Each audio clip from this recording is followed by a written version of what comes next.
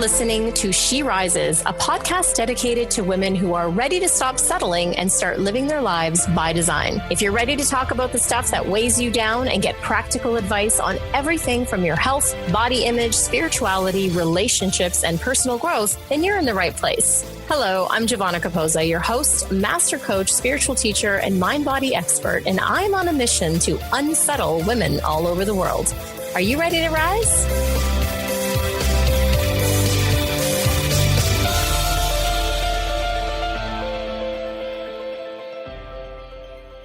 Hello, everyone, and welcome to another episode of She Rises. I am your host, Giovanna. Welcome back. I'm here today with Jodi Flynn. She is the founder of Women Taking the Lead, a podcast and community of ambitious entrepreneurial women who want to go big. She works with type A women who are already successful but have not yet achieved the level of success they want to achieve. Jodi helps her clients to see how extraordinary they are and then set priorities, get organized, in action so they can achieve their biggest goals with ease. She became an Amazon best-selling author with the release of her book, Accomplished: How to Go from Dreaming to Doing. And I have to tell you guys, I am a fan of Jodi. You'll see from this conversation that we just hit it off right away. Jodi feels like a sister from another mister, as they would say. And we really dive deep into what it means for a woman to step into leadership, both within her own life, within her organization, or even her own company, and what it is that holds us back from doing that. We get into some nitty-gritty stuff here and get a little vulnerable as well. And I really hope you enjoyed this conversation and this interview with Jodi Flynn. And if you do, please share it with a friend and come on over to the show notes at sherisespodcast.com and leave any questions or comments that you have for Jodi or myself. You can also join us in Facebook at the She Rises Tribe Facebook group, where we can also continue the conversation and have a little more fun with this topic. Enjoy the show. Welcome back to the show, everyone. I want to welcome Jodi to the show. Jodi, I'm so happy that you're here.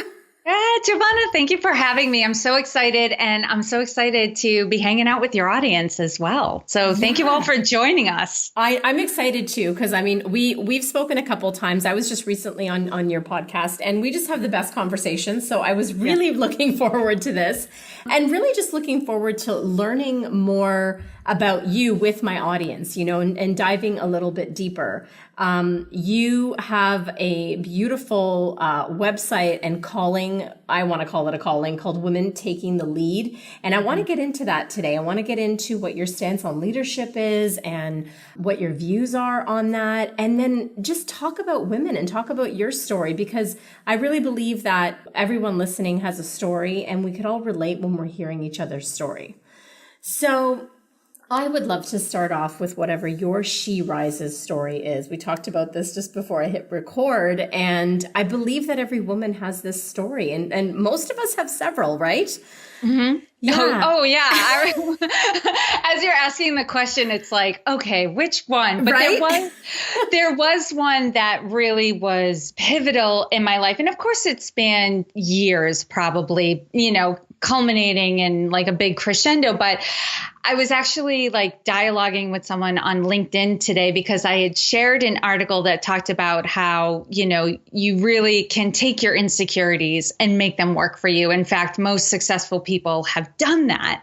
And I would say that's true for me as well, where as a child, I was incredibly shy. I was so full of self-doubt. I always felt like, at home I was fine because that was my family and I was comfortable with them. And, so it didn't matter. But as soon as I left the house, went out the front door, it's almost like I became a different person. I was so shut down and so unsure of myself and held myself back in a lot of different areas.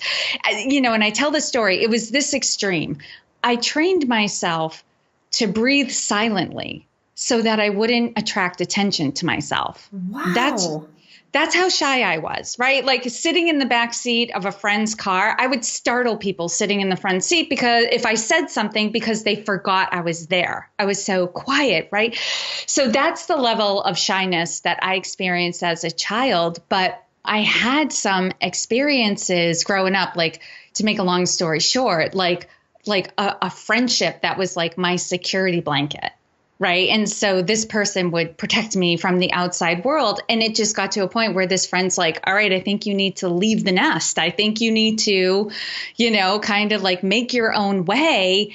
And it was devastating for me. It felt like a betrayal for me. And it was very hard to deal with. But looking back, it was the best thing that could ever happen to me, because it did cause me to have to like reach out to other people and form friendships and realize that people did want to hear what I have to say, and they did enjoy my company, and they did, value my perspective and my ideas. And it was so eye-opening.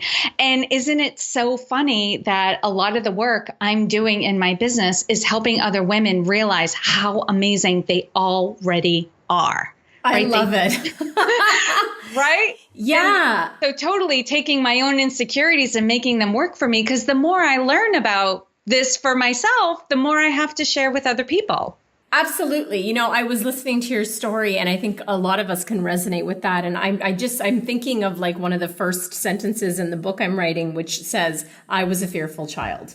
It resonates with me so much. And then, you fast forward into, what we're passionate about helping others with. And of course, I have a mentor that always reminds me, we teach what we most need to learn, or what we've already learned. So let's just dive right in there. Let's dive right in with what you see with the women you work with. Like, what's the common denominator that you feel holds women back from taking the lead? Yeah, I'll say that the women who hire me for coaching, they're already successful, right? They like the people around them are saying to them like, wow, you've got it going on. You're doing so great. You must be so proud, so excited. But for her in her own head, she's like, I am not there yet. They think I'm successful. I don't feel successful. And in fact, nearly all of them, when they start working with me, it's because, yes, on paper, they are successful, but they had to work so hard to get there. And now they're working even harder to sustain it. And they want to get to that next place, but they can't fathom how they're possibly going to get there. Or they're fearful that their business is going to completely take away their ability to have a personal life, because it's requiring more and more from them. And typically, what we're getting at the heart of, though it takes many roads to get there, is letting go of perfectionism, letting go of control, realizing that what they bring to the table is highly valuable. And so they don't have to work so hard to wow people. And so it's usually a combination of, several things that once we get to the heart of, all of a sudden they realize they don't have to work so hard, and they can delegate and outsource so that they can focus on the work that is within their own zone of genius, the work that doesn't take a lot from them, that they really enjoy doing. And then what happens is their business then, boom, goes right to the next level, and they can sustain it because their mindset has changed around all of those things that were holding them back before. Yeah. I saw this vision of I sometimes, I many times feel like this myself, it's that woman with all these spinning plates, right?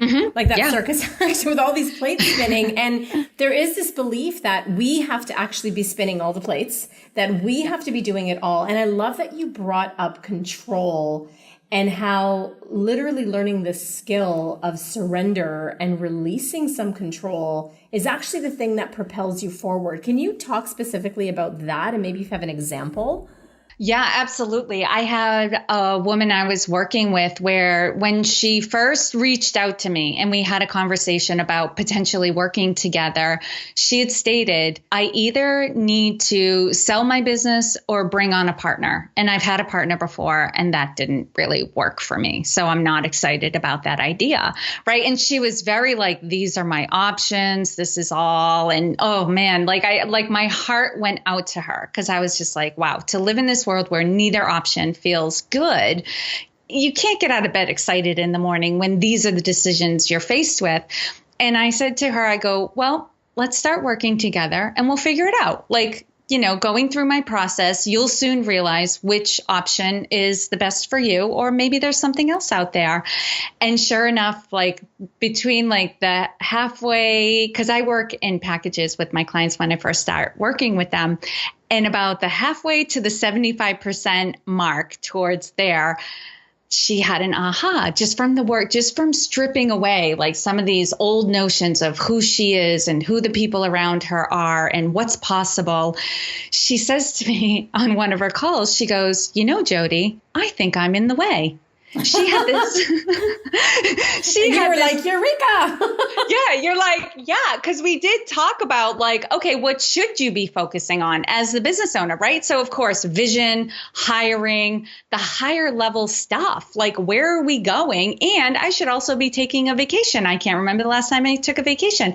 And she had this whole team of people who were working for her, but she was in on every meeting. They were coming into her office. Is this okay? Is that okay? What do you think about this? What do you think about that? They were constantly looking to her for approval. And to have that aha moment, like, oh my God, I think the problem is I'm in the way. Because she had to go away for a short period of time. So we like talked about setting her team up for success and telling them like she trusted them, because she did for the most part. She's like, they're smart people. I hired them for a reason. And so she reinforced that with them and told them how much she believed in them and trusted them and they were going to do great. And she came back and the end result was what they had produced while she was away was better than what they had been producing with her in the office.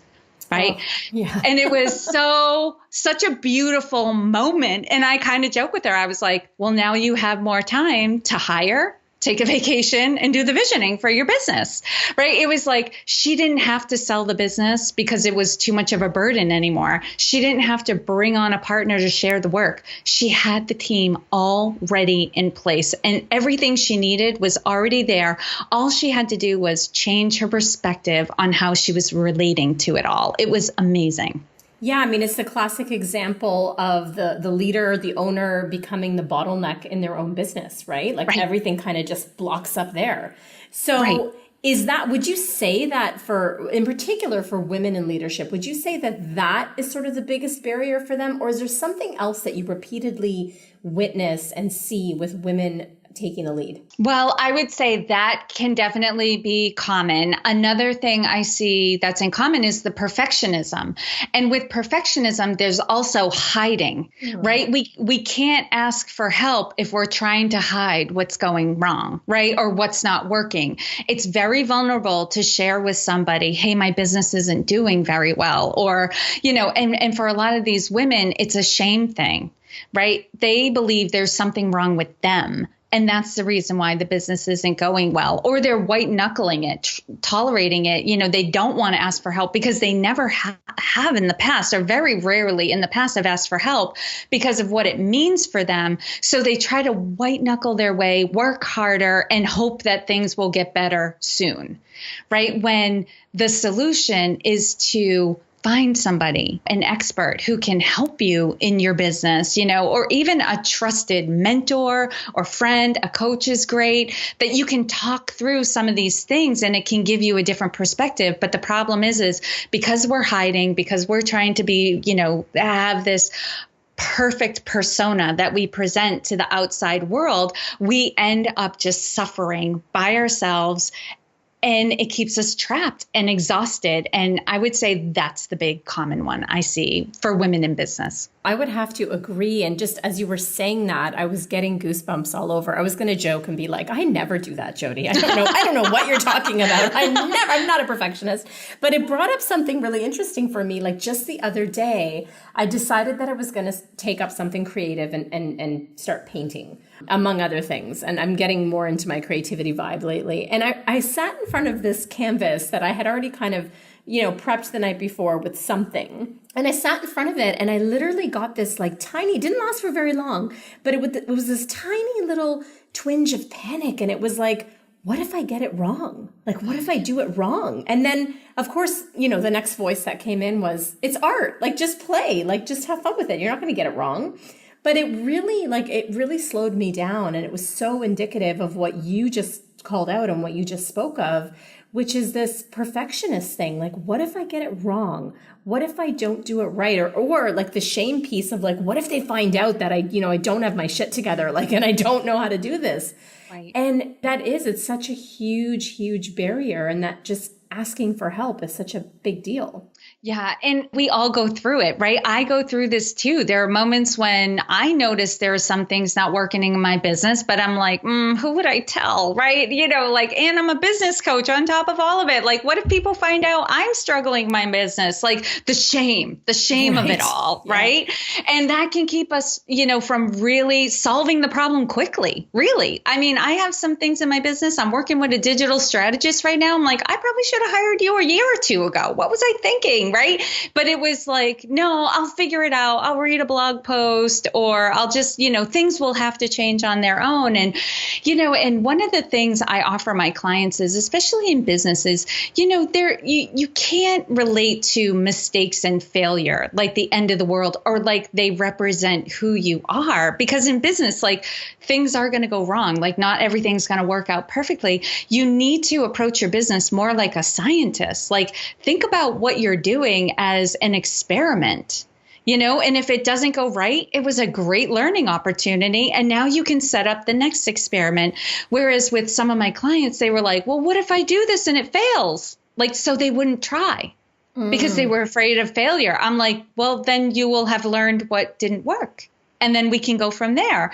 And like once they took on like, oh, this is an experiment. It's not success or failure. It's an experiment that had one result or had another. I'm like, yes, that's it. That's all it is. They were like, okay, I can do this.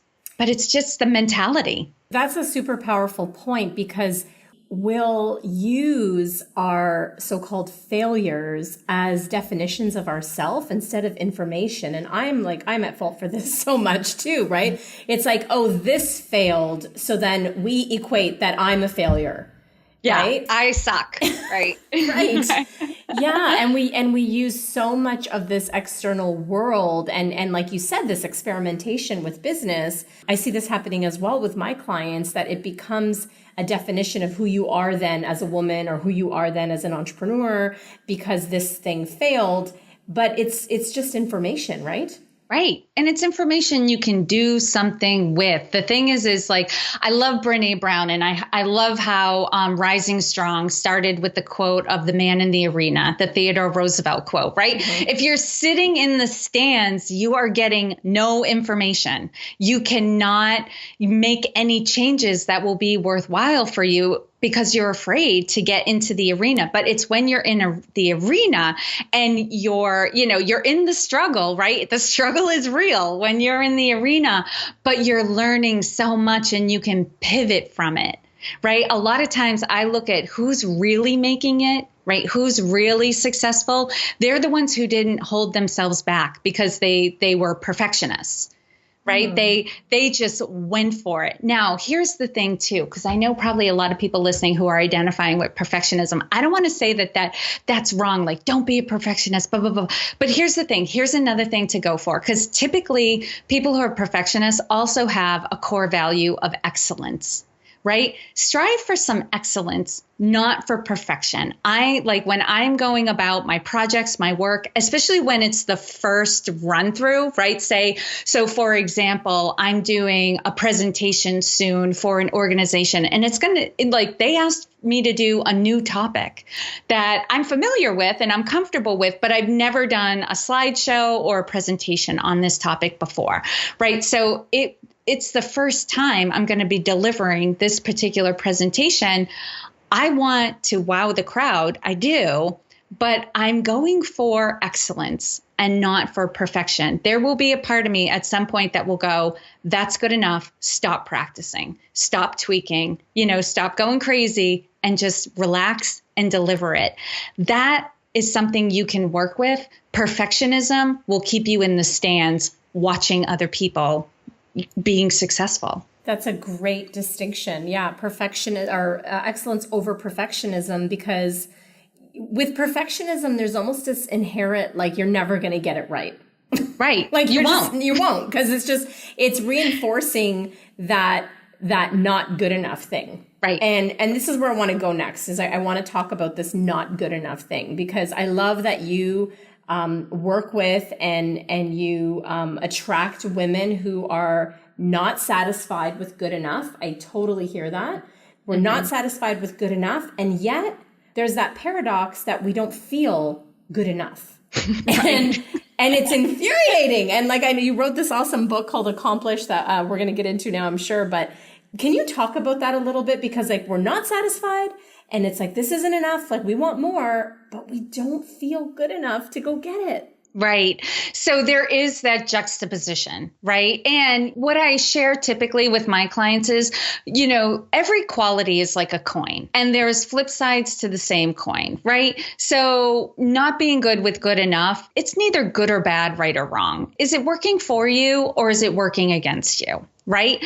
And so not being satisfied with good enough will have you striving to improve, make changes in your business, right? Your customer experience rating is an 8 out of 10. Well, you think about, well, how can we get to a 9 out of 10, right? That's admirable. I want my customers to have the best experience. So while 8 is typically good enough, I know I can do better. That's great. That's admirable. But when you get to the point where it's not good enough unless it's a 10 and you can't sleep at night and it's driving you crazy, right? Then it is working against you. And, I did write my book for the woman who's not satisfied with good enough. And I wanted who the book was intended for to really get it right from the beginning, that this book was meant for her and that what I was writing in the book was going to be helpful to her. So what does that look like for a lot of women is the people around them don't understand why they keep having to go for the next thing. Right? They're continuing to strive. Why can't you be good with good enough? Your business is fine. Why do you want to start a podcast? Right? Like you can get clients locally. Why do you want to have an online presence? Or public speaking is fine. Why do you need to write a book? Like you're all like, why can't you just be satisfied? But for this woman, she has a vision of her life that is bigger than what it is right now. And I don't mean like she has to have fame or glory or it's not good enough, although there's nothing wrong with wanting to strive those things. But typically what I find for myself, I know for you and for the other women that we attract into our communities, we want to change the world. So how can we possibly be satisfied with just doing local speaking engagements when we could speak at a conference or we could do a webinar that's going to be broadcast to thousands of people around the world? So there is always this striving, but you have to recognize, is this quality of mine of always striving and wanting to, go for more, is it working for me and in alignment with my mission, or is it working against me?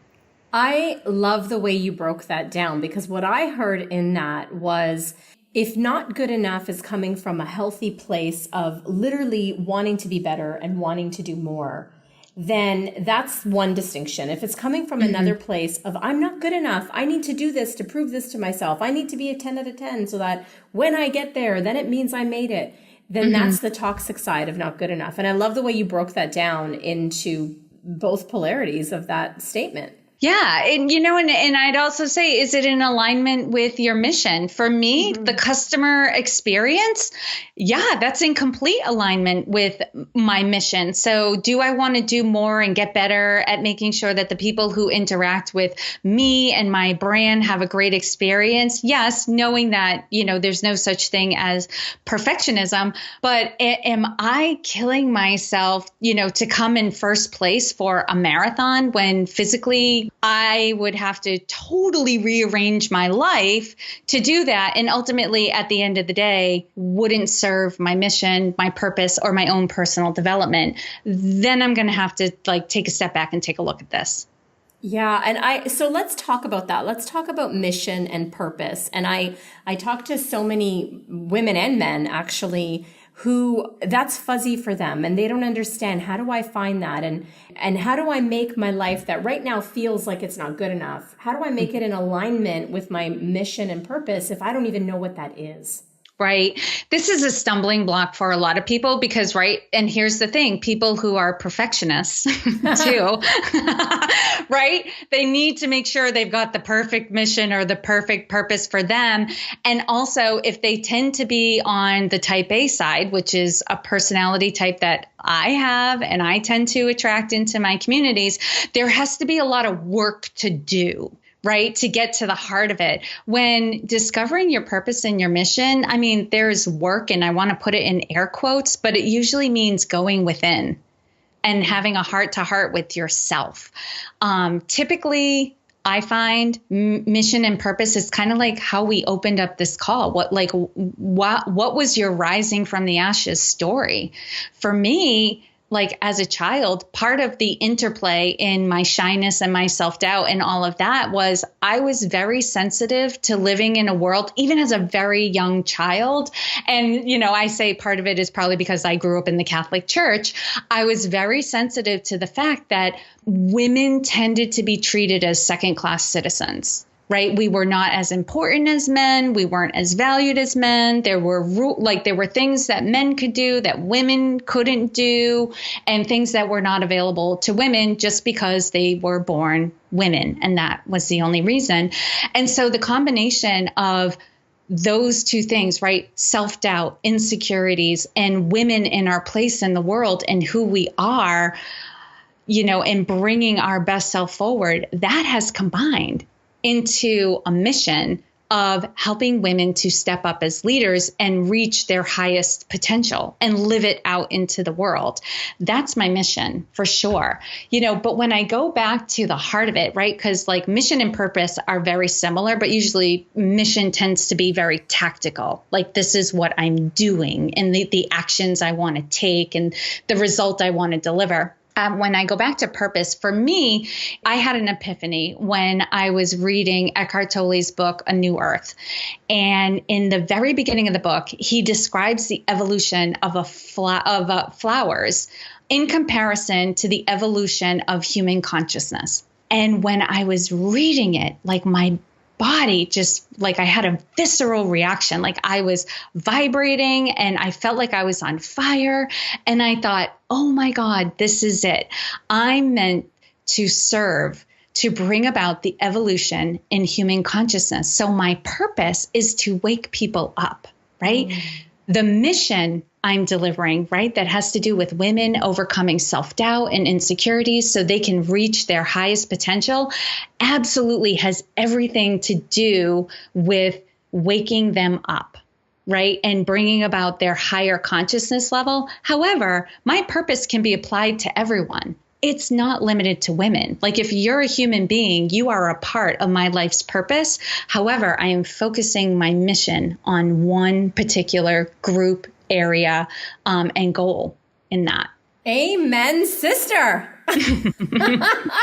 Yes. I mean, I couldn't have said it better myself. I love that. I love that. And I love that you went back to a place, like you said, you have to do the deep inner work. You have to go inside for your mission and see, like, what is it? What's that thing from childhood that I noticed or that didn't sit well with me? And I have a similar story. Like for me, I always say my parents tried really hard to raise me Catholic. It didn't work, but they tried really hard. Right.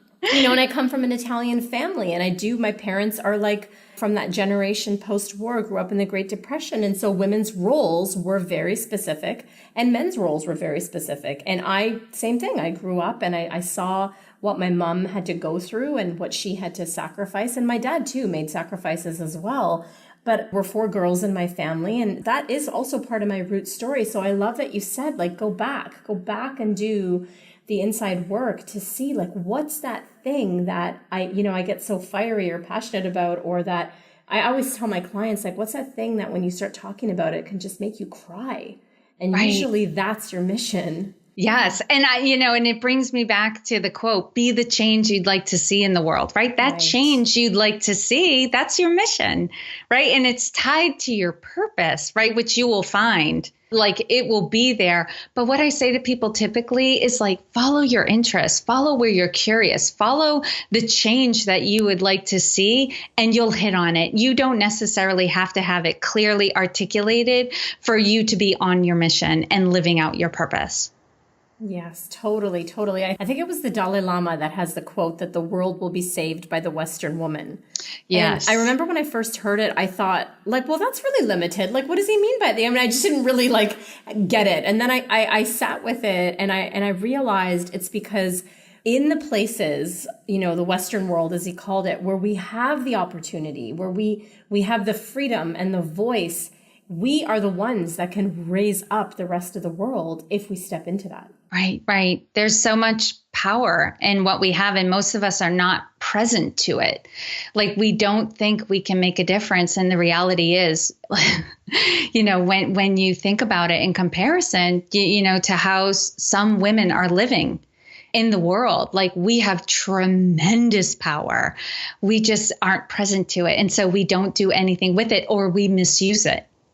Yeah. And I want to say too, for those of you listening, this doesn't necessarily look like, becoming the next Oprah Winfrey. Like you can be doing this at whatever level, like in your PTA, on a grassroots level, in your community. Getting in touch with your mission and your purpose isn't only, like I said, if you're going to do the Oprah thing. This is for everyday women who are living their lives, and you can still be a leader in wherever you are, in your business, in your life, at the PTA, as I said. So I want to presence that, because I don't want people listening to think like, oh, well, I don't have a business and so I'm not a coach, and, I don't have a podcast, so I can't do that. And no, that's not true.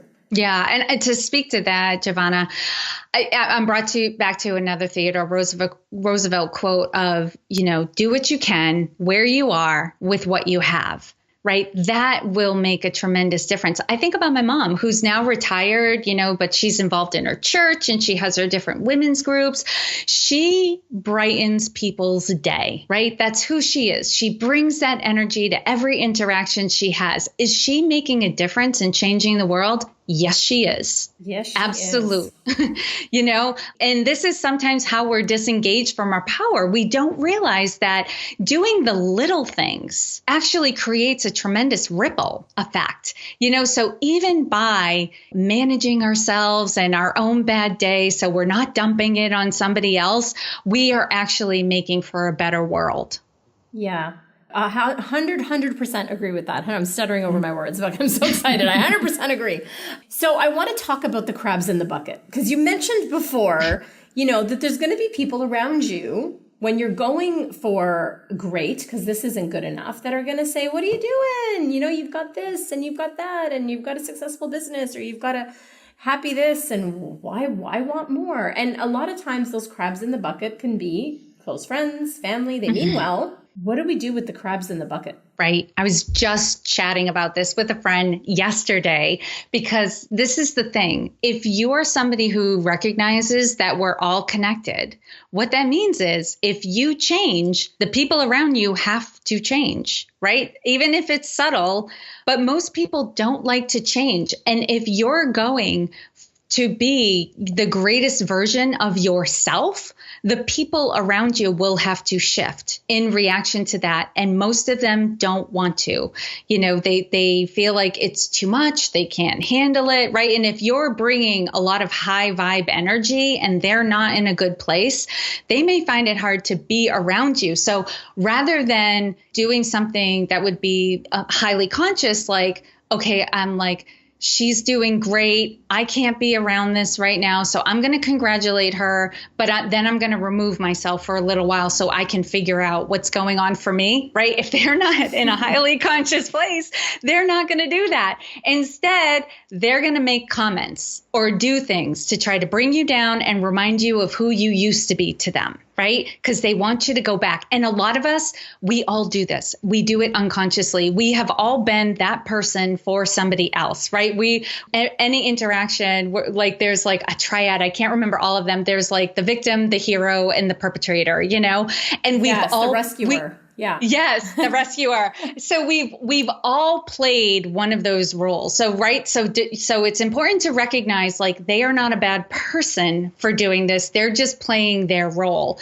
And for us, what we have to do is lovingly set boundaries. And what's really helpful is just to recognize when it's going on. Like, okay, they're threatened. Right? Their ego is being threatened right now. So this is a survival tendency. They're not a bad person. They're just in that place right now. Have compassion for them, but also set boundaries for them. And, as much as you can, help them to understand what you're trying to do and what you're going for, and say, I would like to have your support. But if you can't give it at this time, that's fine. And then set boundaries. I need you to not nitpick at me or like tell me what's going wrong. Like, please, if you can't be supportive, like, let's not talk about this. Let's focus on things that you and I do agree on. And know that they'll either shift because they'll have to, or they may become somebody you limit in your life. Not to be a Debbie Downer about it, but every now and again, you need to put lots of distance between you and somebody else. But I would say for most people, eventually they come around, right? You'll hear people say like, wow, I was really doubtful at first, or you seemed like you were, going off the rails. But, I have to say, like, I like this new you. It seems to be working for you, right? Like people will come around and acknowledge that you were on the right track the whole time. They just didn't see it. Most people will. Yeah. And I love the way you presenced those two things. I mean, be aware. I have a really interesting example of this. Years ago, 5 years ago, almost, the anniversary is coming, I was leaving to move to go to Mexico. And, I remember I had family and friends and everyone saying, what are you doing? You're going to go move there by yourself. You don't know the language. You don't know anyone. And I just had this calling and I felt called to do it. And one of the things that helped me, because they weren't meaning to be crabs in the bucket. It was literally just like, it was concern. It was genuine concern from family and friends. And one of the things that really helped me, and you presenced it with what you said, was I had to realize what was their fear and what was their story and what was mine. Right. So in hearing the concerns, I was like, oh, okay, I can hear that. And I can hear how that's coming from your story and your view of the world. And that's not mine. Right. Absolutely. Yeah. I remember somebody, now you reminded me, I had a friend once say, don't go to people with a 9-to-5 job looking for business advice. Right. Right. And on the flip side, I mean, that can be a lot of things. Like, don't go to your friend who's not living a healthy lifestyle to get advice on how to get healthy, like that sort of thing. It's like, just know that like people are going to offer up, suggestions with good intentions, but through their own filter. Exactly. Right? Yes. Exactly. And the second piece, which I love so much, is the boundary piece that you brought in, because sometimes we think, or at least this used to be me, anyone listening can comment in the comments later and say, yeah, that's me too, or not. But I would think, well, because they mean well, I need to listen to this, or because they're just saying it out of love, I need to hear it. And actually, I found out, I don't. I actually don't, because I actually have to love myself first. And if hearing that thing is squashing your dream or putting you down or putting fear in you, then yes, you do have to make the choice to set a boundary. And I love the way you phrased it of like, basically, this is what I'm doing and I would love your support. And if you can't give it right now, I totally understand. And we should probably not talk about this. I love that. Right. I mean, it's transparent. Something I've been taking on lately is asking myself the question, well, what's true? What's true for me? Or what's true in this situation? When I really think about it, it's amazing how you can distill all the like, blah, all the like, inner critic talk or rationalization or what society says. Like when you really take a moment to say, well, what is true? Like all of a sudden you can just clearly communicate to somebody else what's true for you. And it's so powerful because you're not hung up in like with the lead in or couching what you're saying or trying to make it more palatable. You just say what's true for you. And, for me, there have been times where like we were just talking about, I've had to say, this is really important to me right now. Right. And it's very fragile. So I would love to have your support, but if I can't have it, that's fine. But we can't talk about this. That was true for me. Mm-hmm. And because it was true, it energetically translated to the other person as true. They didn't sense that I was holding anything back or trying to water down the message or getting all complex and convoluted. It was just the truth. Right. And so they could hear it and we could have a dialogue about it. You know what I love about that? I love that question. What's true for me? I love that there's no defense in that, and there's no needing to explain yourself to someone. It's just, this is true for me right now. Right. It could change in 3 days. There might be something else that's true, but right now, this is true. I love that. What's to argue with? There's nothing to argue about at that point. They may not be happy about it, but what are they going to argue? Nothing. I love it. So many good tools and so much juice in this. So coming into our final few minutes here, one of the things that struck me about your book title, so it's called Accomplished, How to Go from Dreaming to Doing. It's the dreaming to doing part that really struck me. And I'm going to be really vulnerable here and transparent.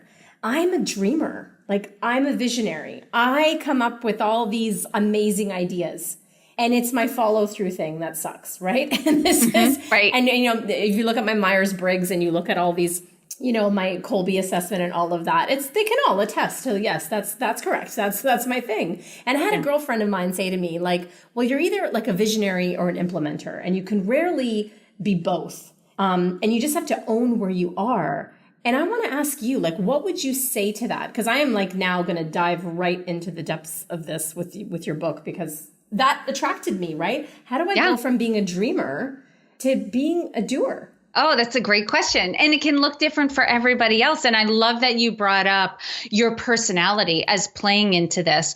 So the book is really broken out into 3 different sections. The first one is the foundation and setting yourself up for success, right? So it starts with, you got to have a vision. You do have to dream. Without the dream, where are you going? Like, you have to know what you want to create it's very energizing and motivating. Like, that's the juice. Like, without the juice, there's no point, but then it goes into making a commitment to the dream. All right, this is the dream I want to make happen. I'm doing it. I'm 100% in. And then it talks about self-care, which, for some people seems counterintuitive, but if you're not taking care of yourself throughout this, it's going to take you a lot longer to get there, and you may not get there. Then the next section of the book is all mindset and stress and obstacles and the things that would get in our way and would hold us back from actually like staying on track, continuing to move forward. Oh, actually, you know what? In section 2, I also want to include, because this is important for the conversation, we're going to talk about, it's the people you surround yourself with as well. They impact your energy, your vibrancy, and also your ability to keep your energy high and see a goal through. And then the last part is the tactical, like goal setting milestones, like really breaking it down and creating a plan if that works for you.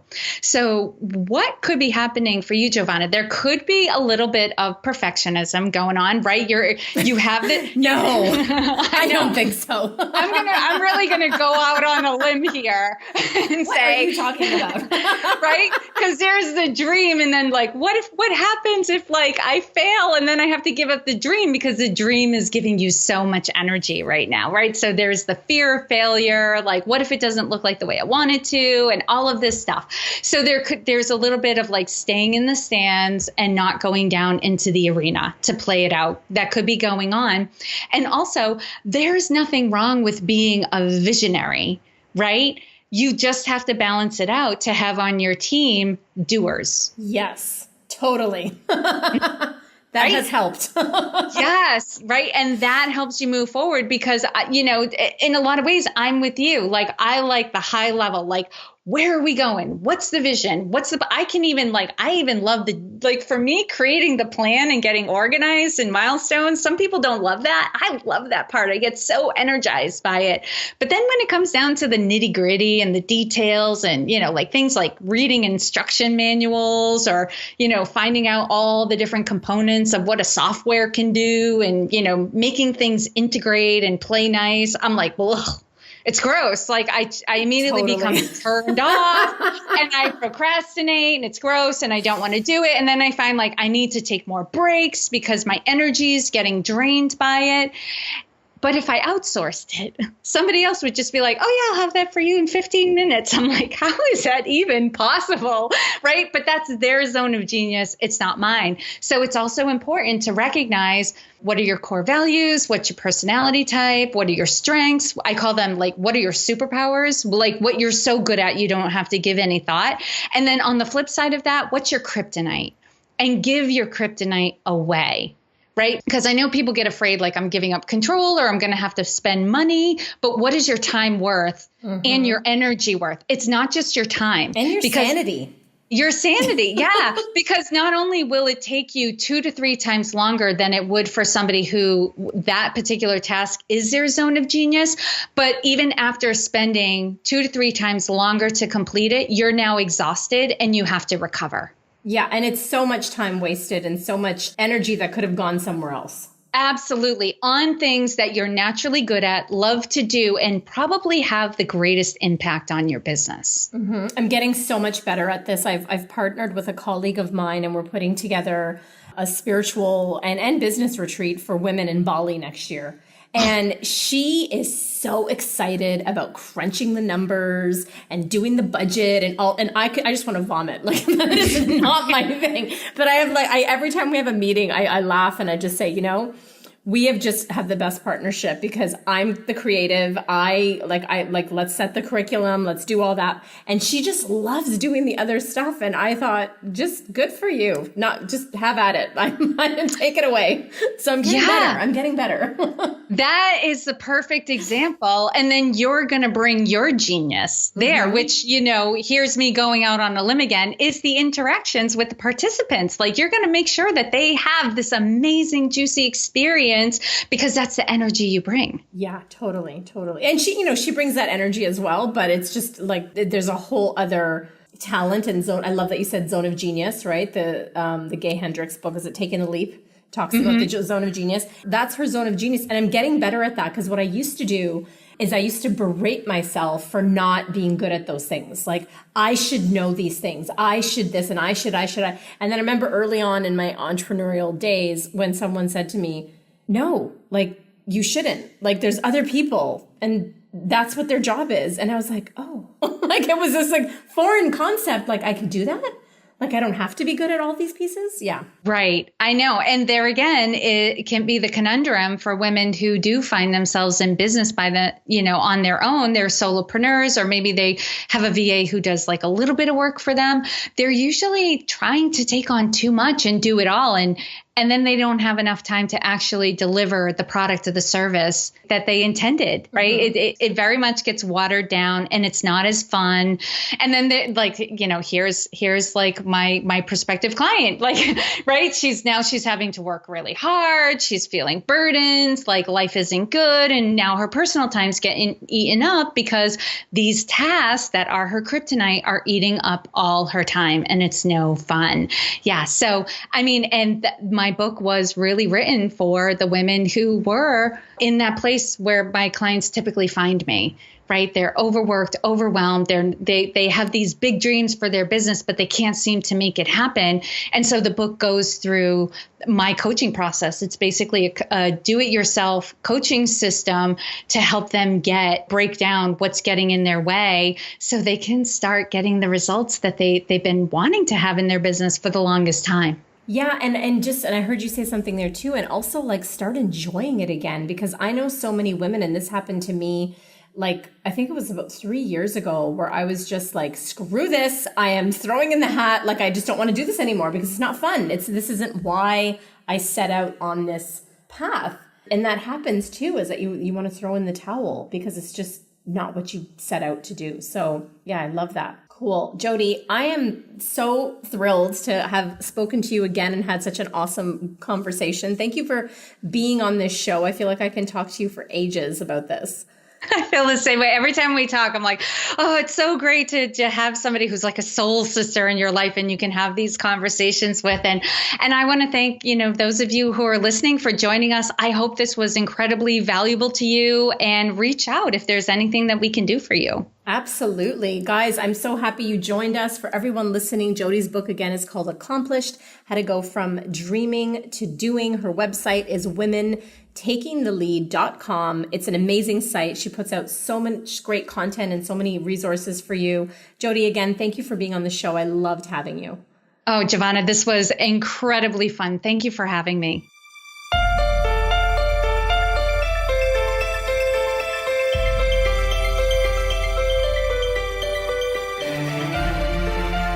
Thank you so much for tuning in, and keep rising, everyone. For books and resources related to today's episode, make sure you head over to sherisespodcast.com, and I'll see you there. If you've enjoyed today's episode, make sure you tune back in next week when I dive into more juicy topics to help make your life the best it can be. And hey, if you've enjoyed listening to the show and you love it, head on over to iTunes and leave me a rate and review and subscribe there to the show.